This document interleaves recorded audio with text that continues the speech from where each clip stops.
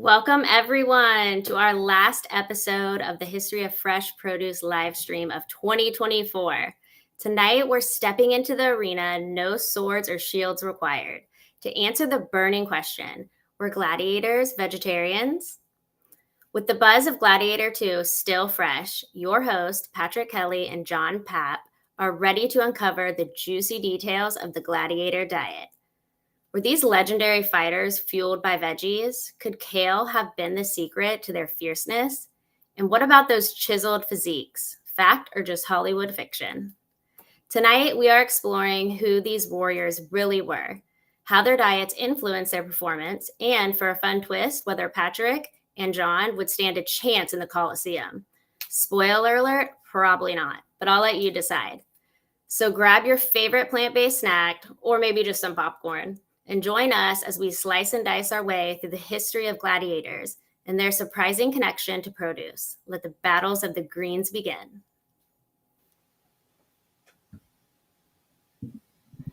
Still the best.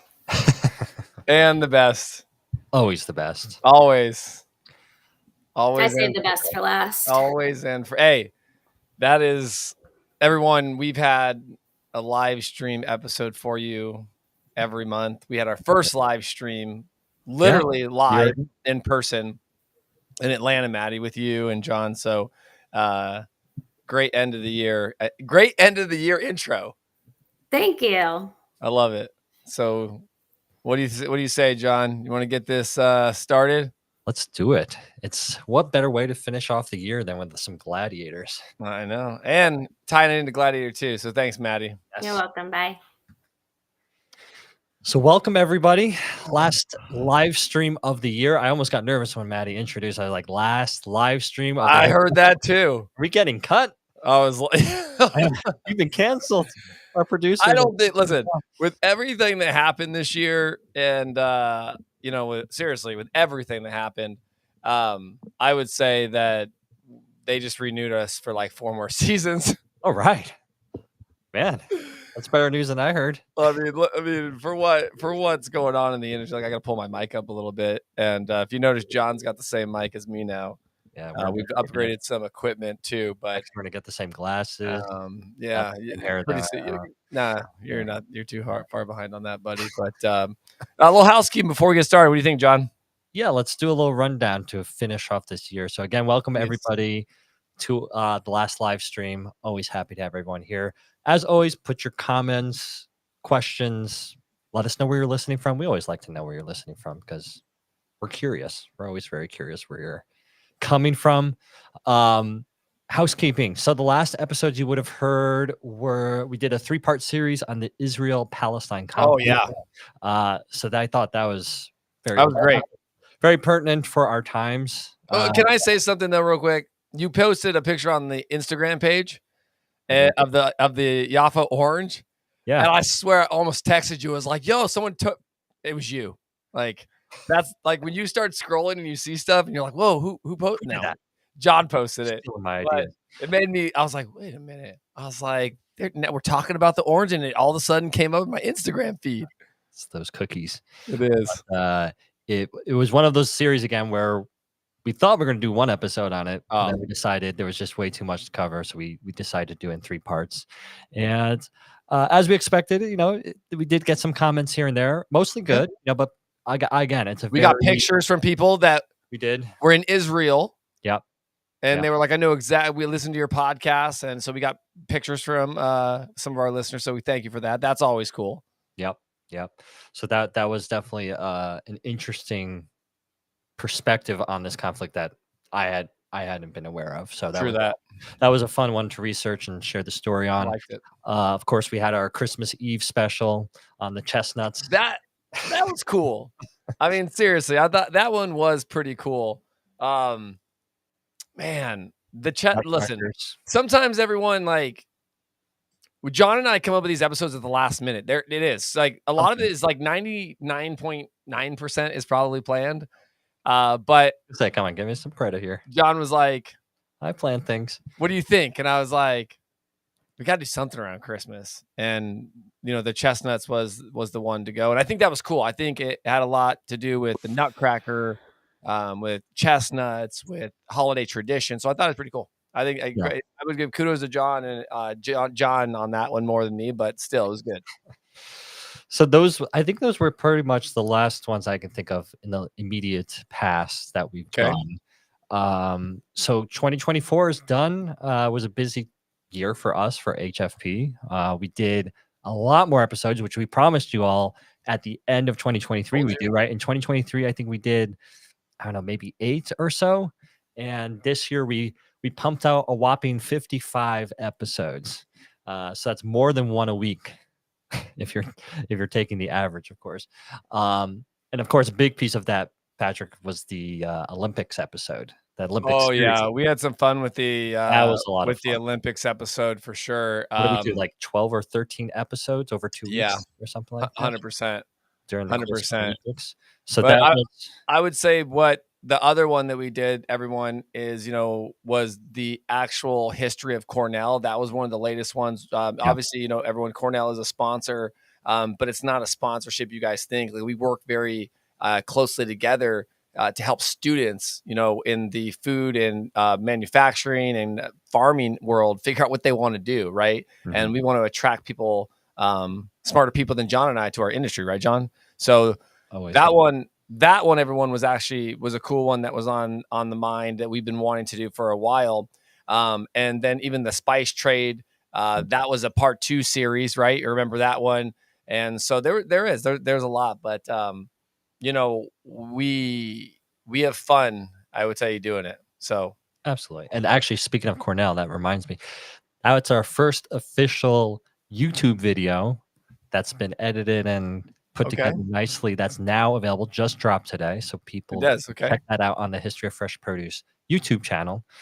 So do check that out. Obviously, if you listen to it on the podcast, you will have heard it. But if you already know, if you want to already know, you want to see what Corey looks like, our guest from Cornell, you can now watch it as if you were in the room with us.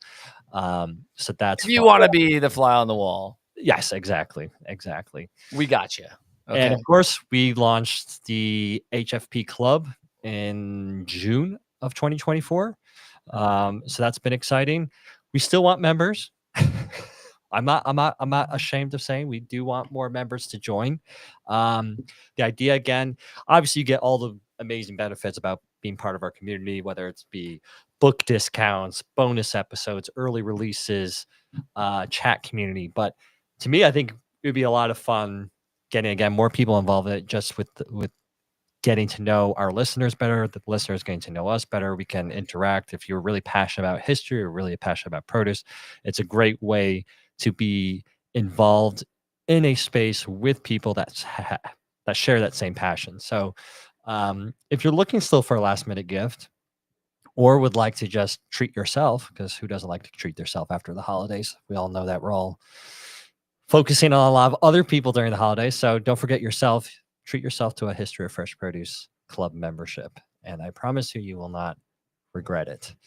So that's my unashamed plug there on the club. 2025, Patrick, is coming up. And we obviously have a lot planned there as well. We've already mapped out, I would say, maybe the first half of the year's episode topics. I think we're going to start recording in the next week or so again. We took a bit of time off for the holidays, so we have a bunch of exciting episodes lined up for that. I think the first ones people will be expecting to hear is organics and fascism. I know we initially planned to do that at the end of this year, but then again, the Israel-Palestine episode ended up being 3 parts. We had to shift things around. There's going to be histories of different products again. We're going to bring more of those back into the lineup this year. And I think asparagus is going to be the first one that we're going to do. And just, again, a whole slew of different topics. I think one of them was even the Ukraine-Russian war and the impacts and the relationship with produce within that conflict. Gosh, there's so many other ones. I can't even think of them right now, but do stay tuned. We do have a lot of very exciting topics that we're going to be rolling out for 2025. Live stream wise, we're going with a new schedule, right, Patrick? We're going to be doing. Are we going with the new schedule? I think so. Man, listen.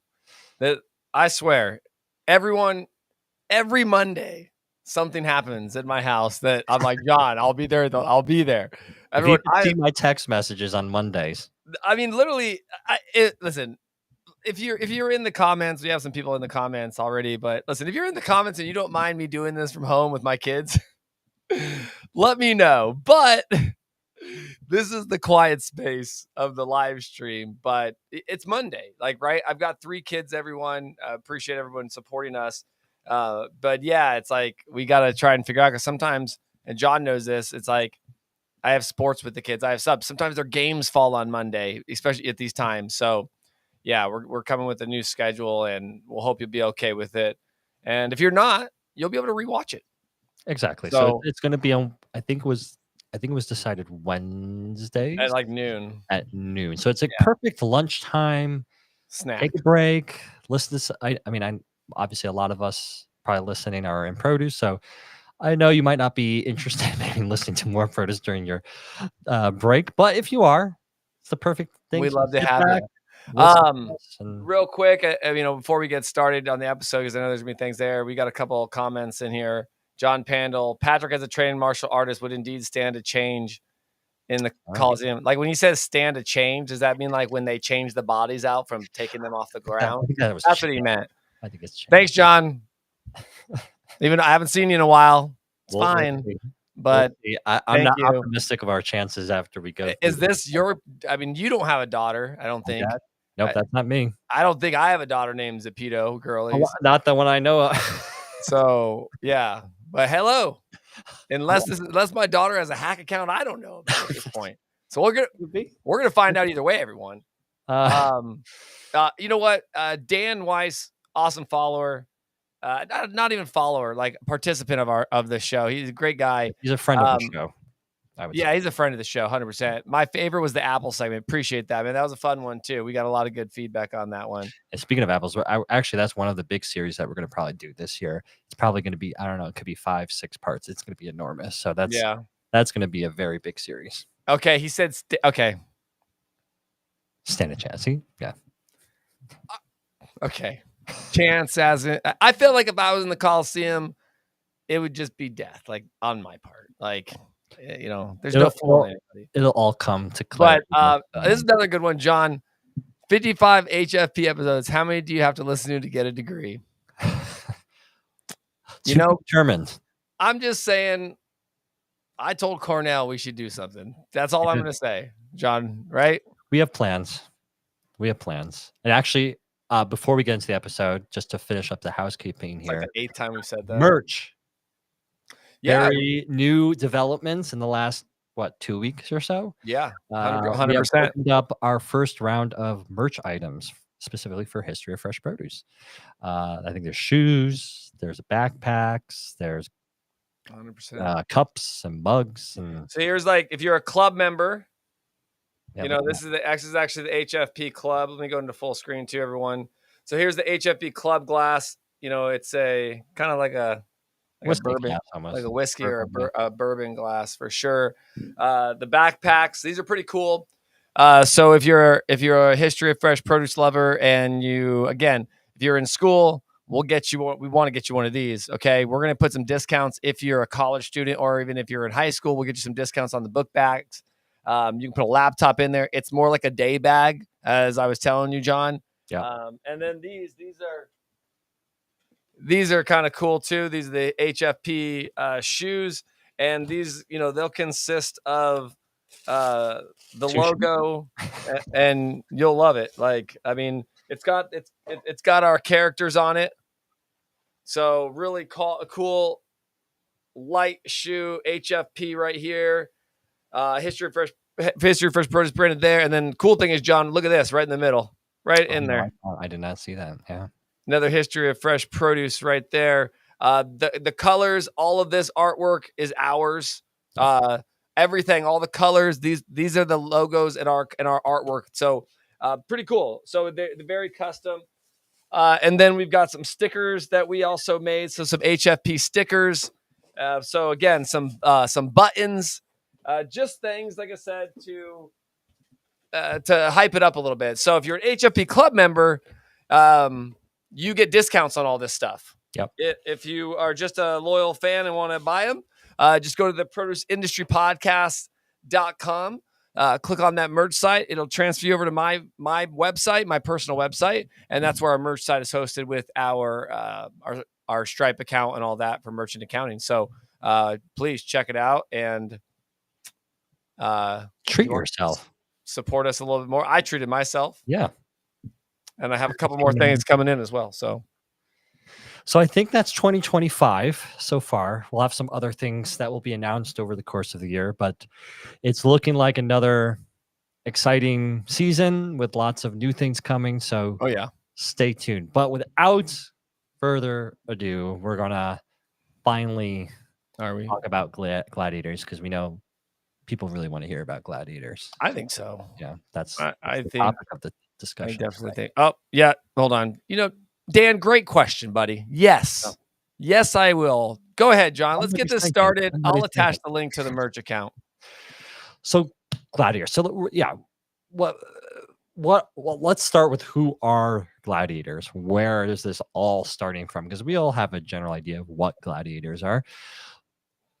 But the gladiatorial games are really one of the most iconic spectacles in history, right?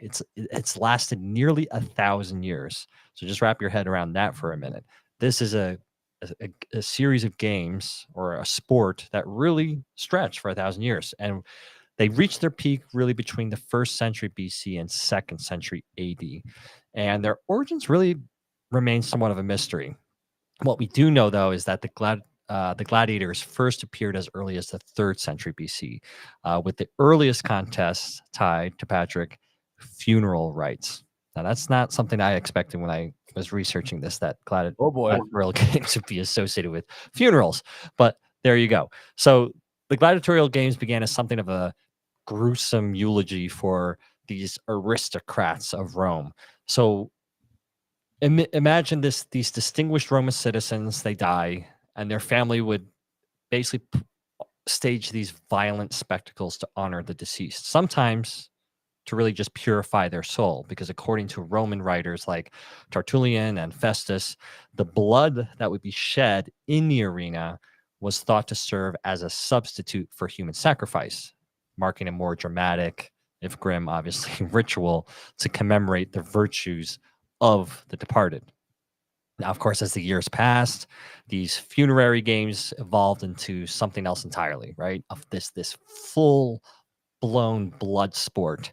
And by the time the Colosseum opened in 80 AD, gladiatorial combat had transformed into a really meticulously organized form of entertainment. You had fighters that were categorized into different classes based on their skill, their experience, their fighting style. The battles were no longer these chaotic brawls, right? They were carefully planned contests with specific rules, specific regulations, and just a wide range of gladiator types. So think of it almost like I like soccer. So I think about different tiers of sport. If you're in a soccer, you have the 3rd division, which might be the lowest in that league. And then you have a 2nd division, 1st division. Same kind of general concept behind the gladiatorial games. So speaking about structure and gladiators, so the lowest class was basically someone that had committed a crime. They were a prisoner of war. They were a slave. They were basically someone that were sentenced to death. These were people that were overly well trained, and in many cases, they were basically expected to die. Then you would have a step higher, where people were maybe amateur novices, where they competed in games. They had a little bit of armor. They had a little bit of weapons. So again, different kinds of tiers of people. And as for styles, you had gladiators like Thraces, and Thraces were basically small, round buckler and a dagger curved like a scythe kind of weaponry. And then you had Myrmilonus, I believe how you pronounce it. And those guys fought with a sword and shield. And those two would typically be paired against each other, those types of style fighters. But you also had some really unique warriors. And my personal favorite when I was reading all the different types. And this one was the retiarius. And what that translates into is the net man. And this particular kind of fighter would be armed with just a net and a trident. And they would try to entangle their opponent with the net and then move in for the kill. But of course, if they failed, they were left almost defenseless. And so you really had to be quite the trained fighter to be participating in that style of gladiatorial games. And so really, Patrick, and you'd appreciate this, right? It's pretty equivalent to a martial arts, right? Yeah. I mean, just as we have different disciplines and techniques today, gladiators specialized in different weapons, fighting 100%. armor, right? You had combatants who fought with two swords, others who fought from horseback, and even some battled from chariots. It was just this mix of tactics, skills, showmanship, and at the end of the day, all designed to entertain the crowds. Yeah, you are right. Yeah, so it's really not all. I mean, obviously, I was gonna say not all that different today, but obviously, there's the whole dying part. But we'll get to that. How true that is. But as far as the production itself, because this is kind of a very carefully organized sport. Yes. At this stage that we're focusing on at its peak, and contests were actually managed by arena referees. So you'd actually have someone there making sure that they were fighting under these strict rules, strict etiquette. And on top of all that, and this really surprised me, Patrick. Believe it or not, these contests are often accompanied by music. I would have never thought this, but I kind of guessed that. I mean, look at the picture we have up, because I know you were going through it. We probably could have show this, but like, look at the environment that they're in, right? Oh yeah. I mean, he's proud, right? I mean, I could see music playing. You know, I went to it's funny, the Dominican, you know, some of the like baseball games, they've got bands going through the stadium, just getting people hyped up, like, right? Because I mean, in this situation, I mean, they're killing everybody here. I mean, got to make it lively. You're not going to be playing creepy music, are you? They're probably maybe some enlightening music, right? But that's the interesting part. So with the music, they would actually adjust the tempo. Well, and this is, again, it's all assumed because nobody's obviously survived that was living during that time. But they late night for you, John. A couple of historians and experts have studied this art and this period. They assume or have assumptions that the tempo might have varied to the match that of what was happening in the combat. So if things were kind of, speeding up, the tempo might have increased, or if things were kind of like they were checking each other out and it was slow, maybe the tempo was a little slower. And so as far as instruments that were being used during this kind of contest, there would be these long straight trumpets, there would be large curved brass instruments, and even a water organ. So quite a spectacle if you were witnessing these things. Now, in addition to that, so with any good show, in addition to the music and the referees to make sure everybody Rocky theme music, band. Yeah, that could have been a good one.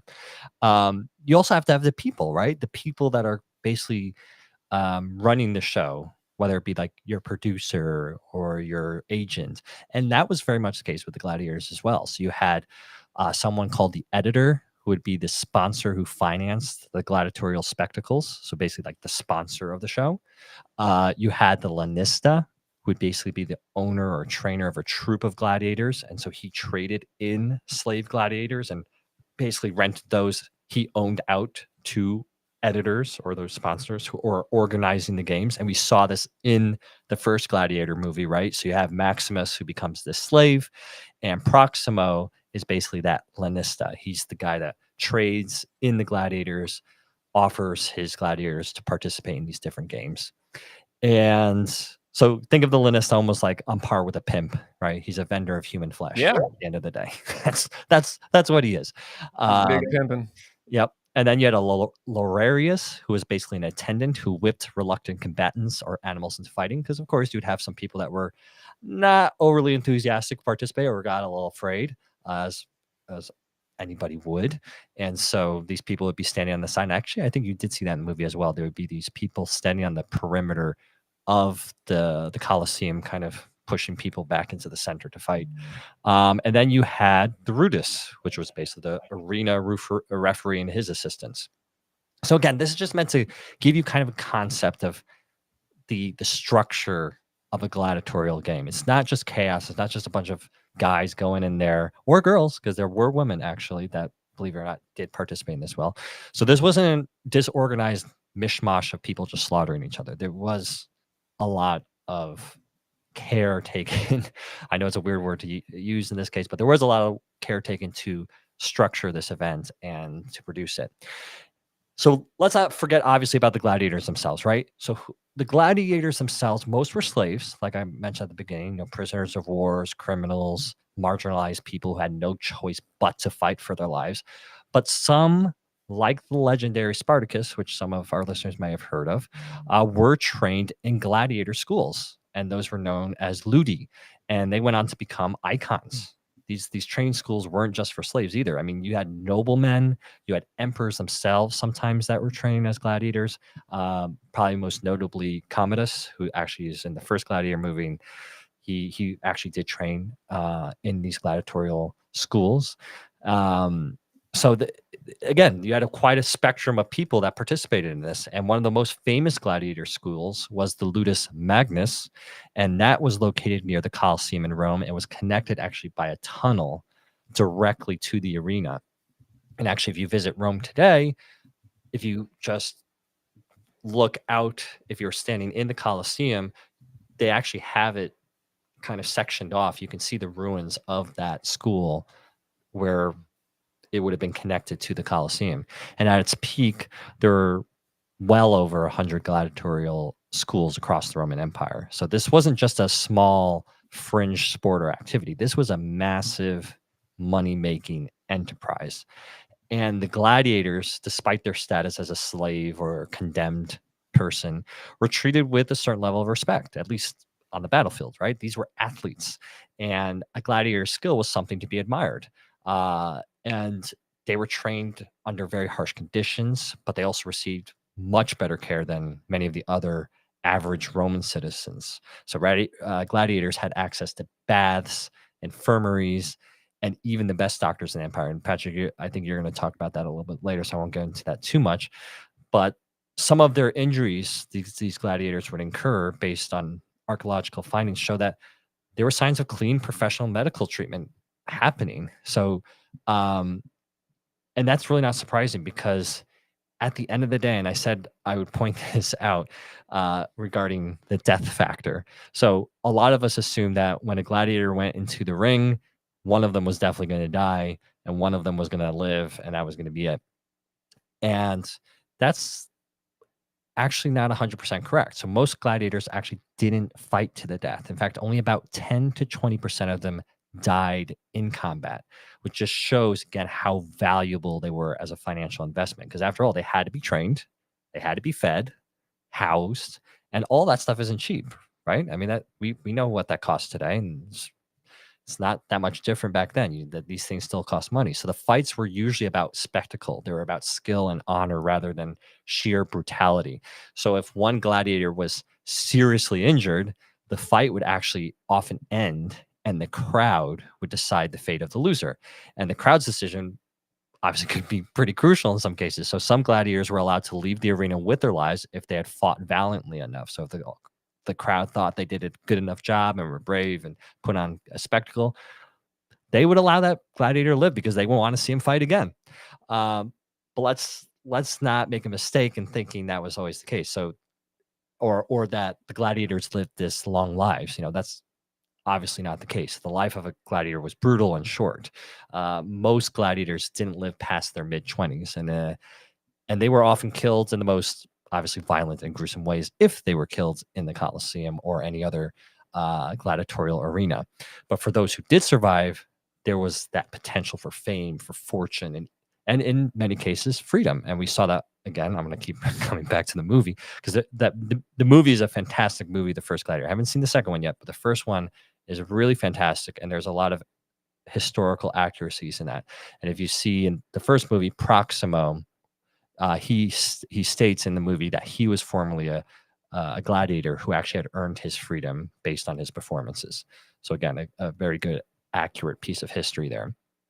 But coming back to the poor and the non-citizens, the gladiatorial combat was often seen as a trade. It was seen as a way to earn food and shelter, and even a chance to become, again, this hero of the arena. And some even volunteered to fight, risking their lives for the chance for that fame.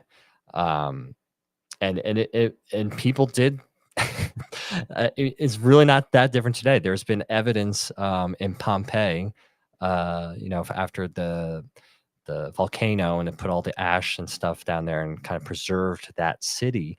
They've uncovered scripture, writings and things like this that were women were talking about their favorite gladiators and how great they were and how attractive they were.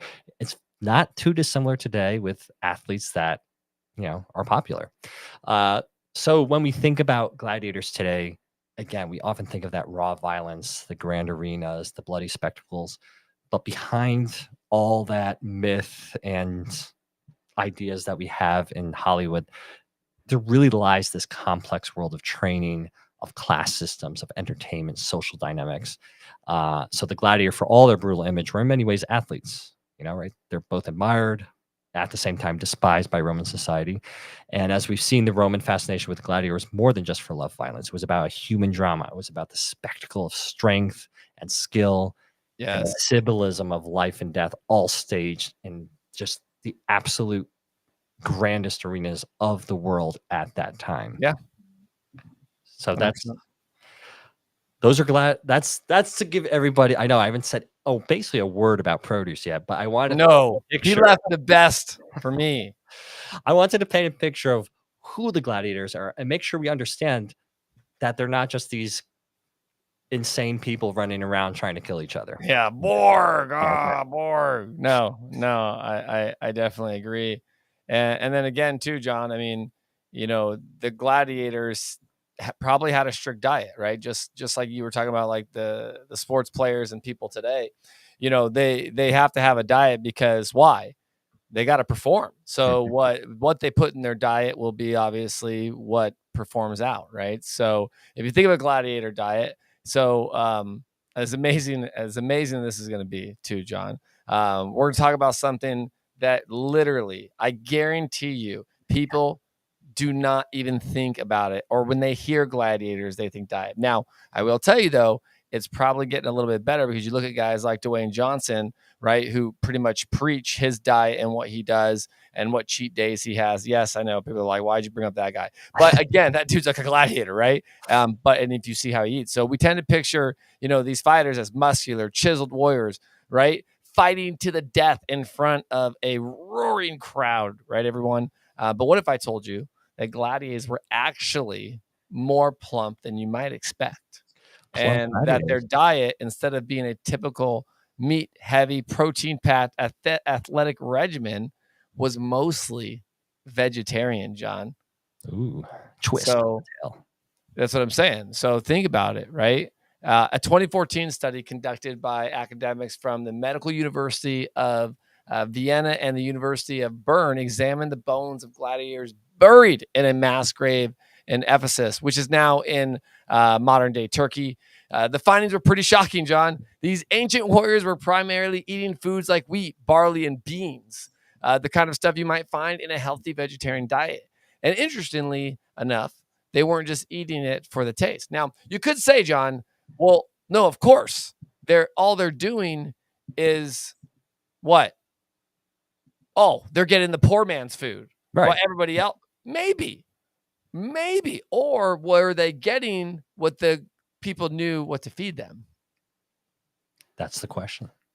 That is the question. So this is like the most like iconic scene in Gladiator. Like, great soundtrack too, by the way. Like, as soon as you see this, there's no way you don't know what movie this is from. Well, I guarantee you, we could probably pull one male and one female and ask them, and they'd be like, "It's an album cover to Incubus, right?" And you'd be like, "What? What?" But no, this is the term barley men was actually used for gladiators in ancient Roman texts. It was a nickname derived from their heavy consumption of barley. Now, while that might sound like a pretty, I would say, humble diet, it turns out that there was a method to the madness. The carbohydrates from the barley and beans weren't just filling them up, they were helping to bulk them up in the right way for the arena, John.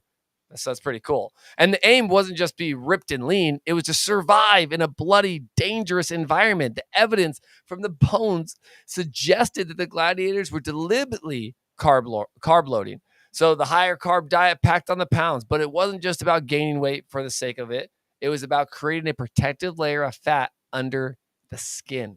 Okay. Can you do that? Can you actually No. put on that much weight? I don't think just so. barley and beans and. I mean, probably, You but get gassy. I will. But this is Might what be I will. very gassy. But I will tell you this, my friend. Yeah. And ready? I guarantee you, you cut fat or you cut muscle, whatever you're cutting, it don't matter. Like, oh, I got my protective layer. That only we're getting off that subject. Like, I don't know what they're talking about. I think a cut would be a cut, right? I mean, it probably might be having to get deeper. Well, I think that's the to point. get to the organs, right? But it's still going to hurt. But I get it, right? The fat cushion wasn't just for show. It had a very practical function. Gladiators needed that extra fat, right, to protect their nerves, ligaments, and blood vessels from the inevitable cuts and blows they'd take during a fight. So we are correct. Well, you are. I just laughed at the whole nation of it. But when they were injured, the wounds could be shallow enough for the fighters to keep going, giving the audience a spectacle they craved without risking death from a single slash. So this was like back in the days, like WW, like F wrestling, like it didn't matter what happened, like except people had tridents and stuff. Yeah. Except people had like they used a trident. A trident. This is true. I get it. I get it. That plastic stuff that will collapse. Now, here's where it gets really interesting, John. And to keep their bones strong, this was another thing that happened. They had to ensure that they kept and withstood the constant physical punishment as well. So what does that mean? Gladiators drank a strange brew made from plant ashes. Yes, plant ashes. The researchers found that after a battle, they consumed this drink, right, to help with bone healing and recovery, much like how athletes today might take magnesium or calcium supplements after a workout. So it sounds a bit strange. No, it does, but it worked. The high levels of calcium in the gladiators' bones were actually exorbitant compared to the average Roman citizen. So Elder Pliny records the same in his Natural History.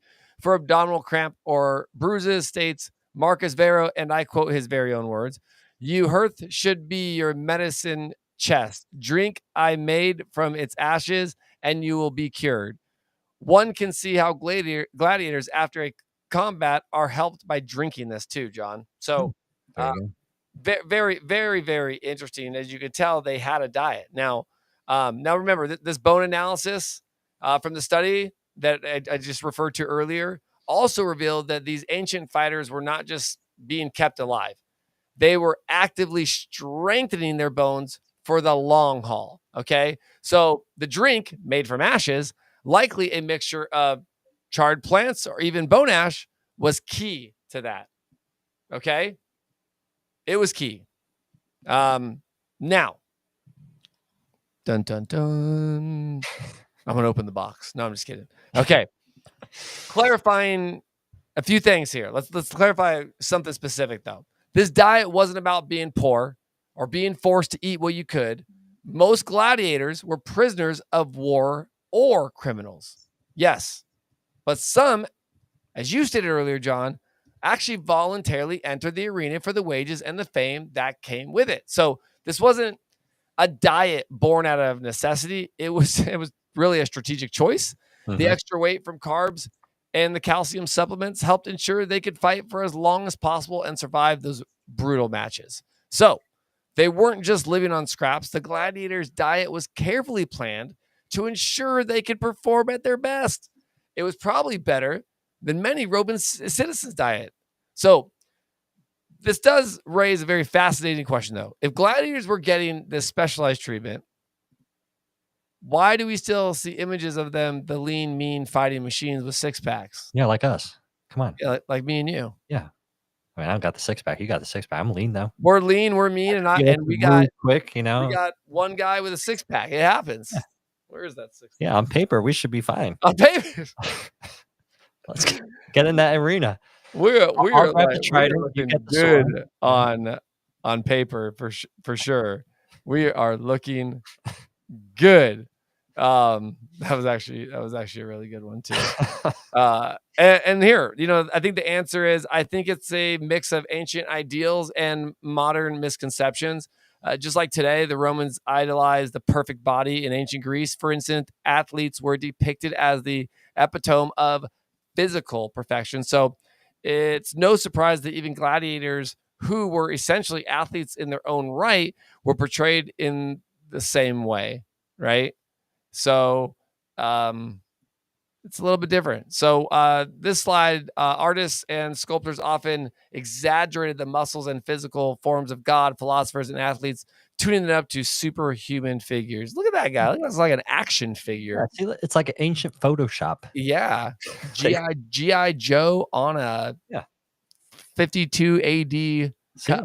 That's on a cup. See, again, people are still putting their favorite athletes on. And speaking of cups, merch, going to HF. No, I'm just kidding. The gladiatorial merch. They existed. It is. All right. It's something to have. And it's cool, and it shows what they look like from the crowd, what the crowd actually thought of it, exactly. What they thought. So the mythical part of it. So imagine this. Imagine a gladiator is lean, muscular world may have more to do with the cultural ideals of ancient Rome than what gladiators actually look like. So in reality, John, most of them had a layer of fat, especially around the abdomen and chest, which protected them from injury, like we said.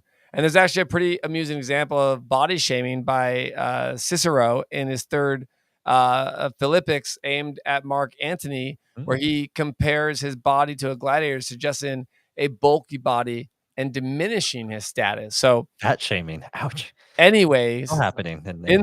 All insults aside, for gladiators, the added weight wasn't just about looking strong. It was about surviving the brutal violence of the arena. This makes so much sense now. And you Marvel people are gonna kill me or laugh at me. This makes perfect sense why Russell Crowe was so fat in the last Thor movie. He needed that. He needed the extra layer, even though Thor threw his own thunderbolt through him. And then he survived at the end, like really confusing everyone. But if you saw it, you know exactly what I'm talking about. So no, I mean, it's just their physical physique, it really had nothing to do with it. And what's more is these gladiators weren't just thrown into battle with no care for their well-being too, John. So archaeological sites show that they trained in gladiatorial schools that were equipped with heated floors, baths, and even infirmaries. So these weren't just places of training. They were places where gladiators received excellent medical care. In fact, some were treated by the best doctors, including Galen, the famous physician. Crazy.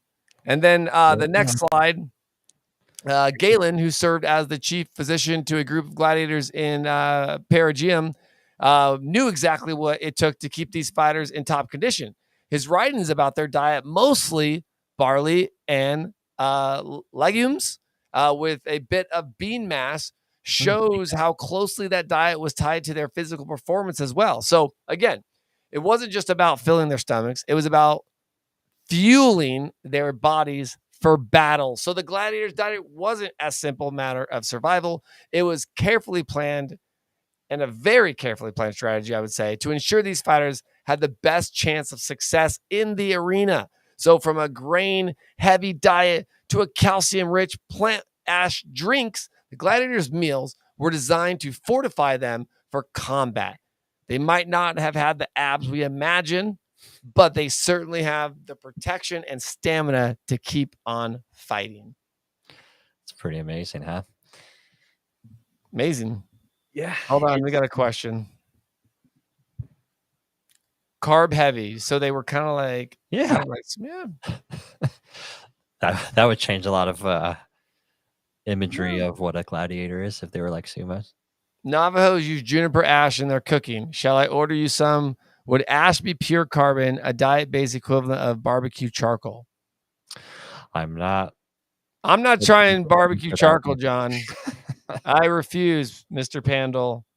I mean, if your life depends on it, perhaps, but yeah, but listen, if someone was like, hey, man, so I got this charcoal because I just made some steaks. We're going to make this into a brew. You want to drink this to get, be buff?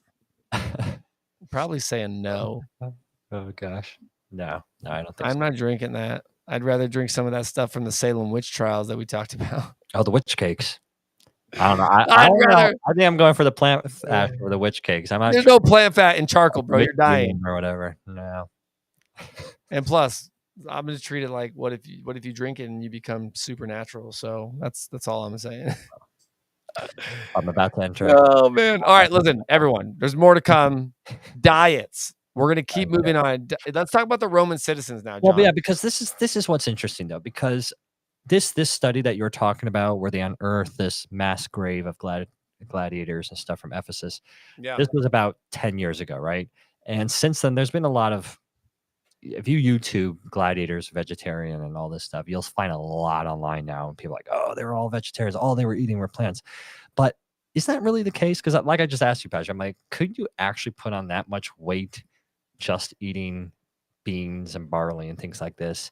And how different really was it from the average Roman, right? I mean, were gladiators really so much different in their diet in terms of being mostly vegetarian versus the average Roman citizen? So let's put a focus on that, because I think that's an important piece of identifying how unique the gladiators were. So the diet of the average Roman was actually also largely vegetarian. So in fact, you had grains, vegetables, and legumes that made up a pretty big piece of what most Romans ate every day. And when you consider that the gladiators' diet was mostly grain-based, maybe their meals really weren't so unusual after all. So when we think about Roman food, it's very easy to imagine, feasts with roasted boar, rich sauces, luxury meats, just the stereotypical Roman party and feast. But in reality, most Romans were actually eating a much simpler plant-heavy diet. So let's start with the basics.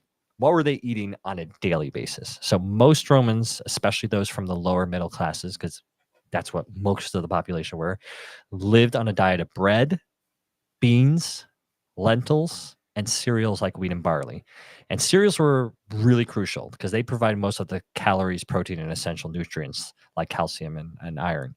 So imagine your daily meal is a bowl of porridge, maybe some bread with olive oil, and a side of boiled beans or lentils. That's probably what most Romans were eating, or citizens of the Roman Empire. And this wasn't just about filling the stomach, right? These foods were also efficient. So the ancient Greek philosopher Plato, which I'm sure all our listeners would have heard of, for example, was a big fan of plant-based foods. And he believed that they were healthier and more practical for maintaining energy and strength. So when we talk about the diet of a Roman gladiator, yes, they were eating grains and beans. The whole idea that the gladiators ate massive amounts of meat to bulk up, turns out that really wasn't all that remarkable after all. So again, gladiators, like the rest of the Roman population, likely ate a lot of what we'd call a quote-unquote vegetarian diet that we recognize today, grain-based with some legumes and vegetables. But meat was not on the menu for everyone. It was around, but it wasn't readily accessible. So for the vast majority of the Romans, meat was a luxury. And if you could afford it, pork was the go-to meat. And it was typically stewed before being roasted. And if you were really wealthy at the top part of society, the top 1%, you might indulge in one of those rare meats like dormice, hare, or even boar. And the richer you were, the more exotic your diet became, right? So the elite could afford things like pheasant, thrushes, game animals. They had access to luxurious ingredients like mushrooms, artichokes, asparagus, foods that were just completely out of reach for the average Roman. Meanwhile, for the rest of the population, the diet was, again, far more humble. Dried peas, cabbage, lettuce, leeks. These were the common staples in a working class home. And of course, we can't talk about Roman food without mentioning their love of sauces and seasonings, that which I would say still exists to a degree today. Roman cuisine was all about flavor, right? Especially if you have a simple diet, like I described for the lower middle classes. They had sauces made from fermented fish, vinegar, honey, herbs, ingredients that we all really use today in Mediterranean cooking. So it's really not all that different. Even the vegetables and grains were often seasoned or cooked with those sauces to make them more palatable. And these flavors help to compensate for the lack of some of those key vitamins in the diet. For example, while the Romans got plenty of protein and iron from the grains and legumes, they were a bit low on those critical vitamins like A, C, and D. But they likely got those from seasonally available fruits and vegetables, and they might have even used spices like garlic and onions to fill in those gaps, if you will. So, sticking on the point of fruits, though, let's touch on that real quick, because the Romans actually grew a wide variety of fruits, and they grew fruits like apples, pears, grapes, pomegranates, and some of the fruits like the quinces and the apricots were preserved for out of season use. They were usually preserved in honey or wine, which was a very typical way of preserving produce in ancient times. But the rich could afford to import more exotic foods like citrus, dates, lemons, which lemons didn't make it into the empire until the 4th century, so latter end of the Roman Empire. But again, the rich could afford to get those sorts of things. And if you're a wealthy Roman, you can enjoy a banquet full of those things. And we've talked about, I've already mentioned that. So now, while meat was a luxury, it was still a powerful symbol of status in Roman society. So lavish feasts were often associated with social power, and eating meat, particularly pork, lamb, these meats were a way for the rich to showcase their wealth. There was even evidence that meat was often served at religious feasts. So not only was it a sign of status, but it was also of piety and devotion to the gods. And that's part of why we see such a stark contrast between the diets of the elite and the poor in ancient Rome. For the lower classes, food was about survival, right, and making do with whatever was available around where you lived. But for the upper classes, it was about indulgence. It was about power. It was about displaying your wealth. We've seen that on and off through some of the other episodes we've done through the different centuries when it comes to food and produce in particular. And so while the Roman elite might have eaten like kings, and the poor Romans had to be more resourceful, they often had to rely on these vegetables and grains, things that were just easier to obtain and prepare. But the diet was still very much tied to the economy and geography of the empire. Agricultural staples like the wheats, like your barleys and rye, were grown in abundance across the empire, while regions with access to the sea had more fish, more seafood in their diets. And so people would be more moving in that direction in terms of what they were putting into a diet. So again, it was just about what was available to you in bulk that would determine what you ate.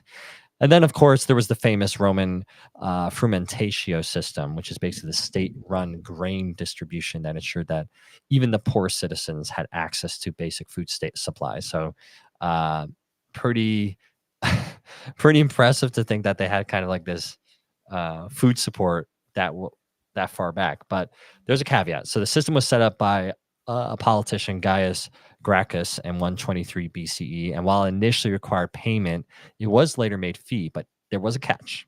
So even though grain was free, it wasn't always easy to process. So if you didn't have access to a mill, which again, if you're poor, you most likely do not, you might have to pay someone else to grind your grain. So it wasn't just about what you ate. It was also about what you could afford to do with it. Because if you can buy the grain, that's great. But if you're not going to be able to use it or eat it, it's not going to get you very far. So for the poorest Romans, it wasn't just the food that was difficult to come by. It was also the tools and the resources to prepare it. But despite these challenges, they still had a diet rich in vegetables and legumes. And it really wasn't a glamorous diet, but it was effective in surviving and keeping up with your day-to-day. So I think when we look at what the gladiators were doing, it's not all that different than what the average Roman citizen was doing. So again, lower to middle class. But obviously they were eating a lot more of it. There was a lot more attention given to what they were putting in their bodies. Really, again, very similar to sports today. Physios, whether you're in football, soccer, hockey, you have a team of these physios that are literally making menus of what you can or cannot eat depending on, what your position is in that sport or what your role is. Very much what's happening with the gladiators. And to say that they were 100% vegetarian is probably a bit of a stretch. There was probably a little bit of meat incorporated into their diet, but really the only reason why meat wouldn't have been more of their diet was because of cost. It always comes down to cost and what's available. And they were these people that owned the gladiators. Of course, they had a vested interest for them to perform because it was a representation of who they were. They wanted to make money off of these gladiators, so they wanted them to survive. They wanted them to do well, but they also wanted to balance the books, if you will. So they weren't necessarily going to over invest in them.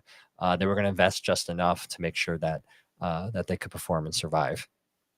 So yeah, that's kind of what role produce played in gladiatorial games.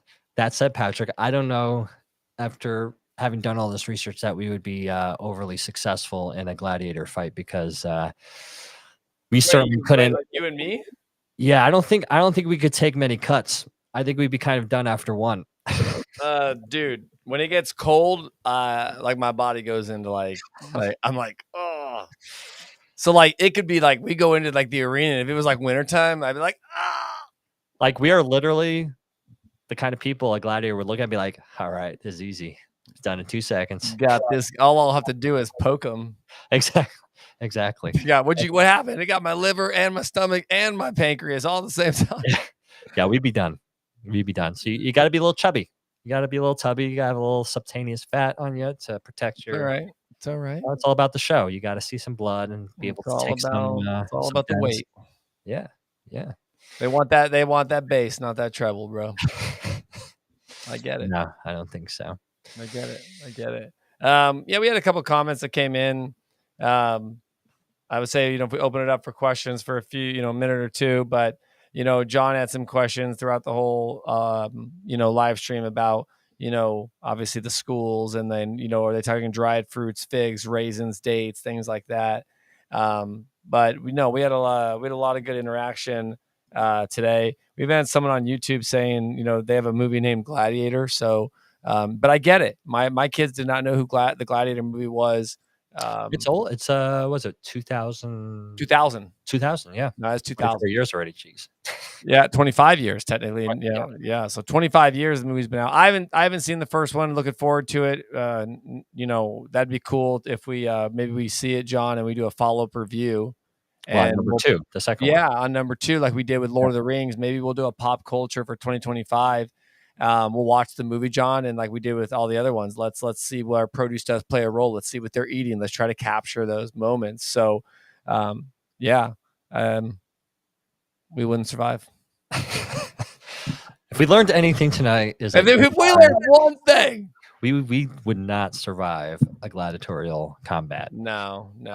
We would be we'd be in like the lowest tier just for entertainment to get killed right away. Yeah, pretty much. That's we appreciate the league we'd be playing in. But yeah, that's it for tonight. We hope everybody enjoyed. Yes, that insight into gladiators and produce. As always, we appreciate everybody's support. Thank you for listening, whether it's on YouTube, live, LinkedIn, whatever you're listening live from, or even just listening on the podcast channel. As always, our live streams are always posted a week later after the live events. So you'll hear. Or as you said, where are you listening from? Someone said from their iPad. So if you're listening from your iPad, that's also whatever works. We your are watch to broadcast. You can actually listen from your watch. I'm sure you could. And a lot of people say, why would I want to do that? But there is one thing I would tell you. I've been hiking a lot lately. I'm trying to get in 15,000 steps a day, just my minimum. And I put it on the other day while I was just walking, and it's just a subtle background noise of what was going on. So I caught a lot of it, but yeah, put it on my watch. Yeah. Why not? But yes, we do appreciate it all. All the support that you've given us over the year. Yep. Over this past year. We're excited to bring more content, more stories, more excitement for the new year. Okay. as always, we appreciate also ratings and reviews. Not because we of course like to hear if you're enjoying it. Of course, we like patting ourselves on the back if you're enjoying it. But more importantly than that is it's all down to these algorithms these days. So the more reviews and ratings we get, the more visibility the show gets to the general populace. So more people that don't know about the show can see it and they can try it out, listen, they can maybe be just as excited as all of you who are listening right now. Be So just as excited. I agree. yeah, so we do appreciate it if you just take 1 minute. It doesn't have to be anything long, just something as simple as was great or whatever. Well, one thing we can tell everybody is that, the History of Fresh Produce has their own RSS feed now. So again, you can hear it on the Produce Industry Podcast show, but there's also their own link now. So you can follow them direct. Tell us what you think of the show direct. I'll go ahead and put that in the link on Apple. So here's Apple link, and then I'll post the other link. But there you go. So you can go ahead and write a review. If you're on Spotify, you can check us out on Spotify. Let's see. We have one comment before we jump off. Thank you guys for the knowledge and appreciate what you do for the produce industry. I'll be listening, excited to hear and see what you have up your sleeve for 2025. Happy New Year. Best of luck on some of your new adventures. Hope to see you soon. All right. Appreciate you, Dan. But like I said, so you gotta come back and check out also the mobile application, the History of Fresh Produce Club app, because we're, like I said, I just read it coming from Dan. We're coming out with some new stuff. Here's some stuff on the website too, John. I wanted to pop this up. Yeah. I say real quick, just real quick, just real quick. Again, stickers for the back of the car, some buttons that I just think are great. Throw in your backpack. This one is a really cool patch, an embroidered patch. We have some stickers, the backpack, the regular the regular cup, the HFP club. That's what I meant to say, club, and then we also have the shoes, the HFP club patch, wine glass, and the small tumbler. So again, these are things that we're creating to inspire you to eat more produce and indulge in your history. Absolutely. And I will say one more thing. One more thing. Do check out the History of Fresh Produce YouTube channel because there is going to be a lot more content coming in there in 2025. We will be putting more of our podcast episodes in a video form going forward into 2025. So do keep an eye out on that if you like watching instead of... If you like that sort of stuff. You like to see our faces and our reactions and whatever else we're doing on the screen, then that's going to be the place that you're going to want to check out. So make sure to subscribe to that channel so you know when we're dropping those videos. Yeah. I think I got everything, Patrick. So that we just can't let go of 2024, can we? No, I got one more comment. I was gonna say. So we got Mike Patterson. In terms of sequel, entertaining. Hard to follow up a film such as the original Gladiator. 100%. Mike, I agree with you. I was a huge Gladiator fan, but I've actually had people tell me it's not going to ever be the same, Mike. But they said it was a good follow-up. Like you said, it was a good one, they said. So I don't even know the storyline. I don't care to know, but I definitely, John, think this is one we definitely have to watch, put it on. And seriously, and then we should report on it. So one final drop. If we could at least say this, and I'm out, I got to go home. I'm in my office, everyone. One final thing I would like to say is John and I have been working really hard on some of the stuff we're going to do for next year. And, we've invested a lot of our nights, weekends in doing some of this stuff because we love doing this. So we do have a very special item coming out next year. And I do want you to stay tuned with it. It's going to be volume 1 of more to come. But please stay tuned. Reach out to us like you have been. Send us pictures if you're in different countries and different areas and you heard our podcast. We love it. But please stay tuned because John's got, John, I always say this. You ever play that game, Never Have I Ever? Oh, yeah. right now you've got one that you can say to me, but in 2025 we're going to be on the same page with that comment. Yeah. So this is a never have I ever type moment for John. I've done this, but it's going to be fun. It's going to be entertaining. It's going to be educating. Be the first of its kind in the first of its kind. So, and no, not shoes, not swag. It's going to be better than that. So stay tuned. If you're interested to find out, reach out to us. Again, check out the mobile app, HFP Club. Check out the video content we're going to start releasing. We've added a lot more stuff to the mobile app, so please check it out. And John, that's all I got, man. I'm done. Yes. And I will finish off with this one line. What? Are you not entertained? Are you not? Are you not entertained? Mic drop, everyone. Ladies and gentlemen, gentlemen, out. It's 2024 is going down. And I'm not working tomorrow. All right, everybody. Thanks again for listening. Have a wonderful evening. Have a happy new year. And we'll be back next year. It's goodbye from me, John Papp.